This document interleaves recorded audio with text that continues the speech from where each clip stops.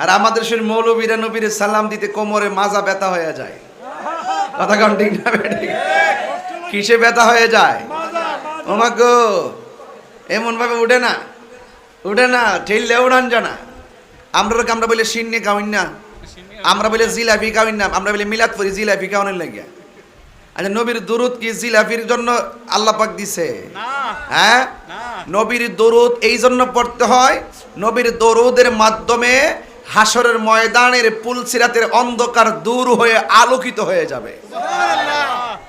তো যেই দরুদ পড়লে পুলসিরাত আলোকিত হয়ে যাবে, যেই নবীর উপরে দুরূদ শরীফ পড়লে 10টি গুনাহ মাফ হয়ে যাবে, 10টি নেকি যোগ হয়ে যাবে, সেই নবীর উপরে দুরুদের সাথে কি জিলাফির কোনো সম্পর্ক আছে? এরা হইল সম্পূর্ণ নবী বিদ্বেষী মানুষ।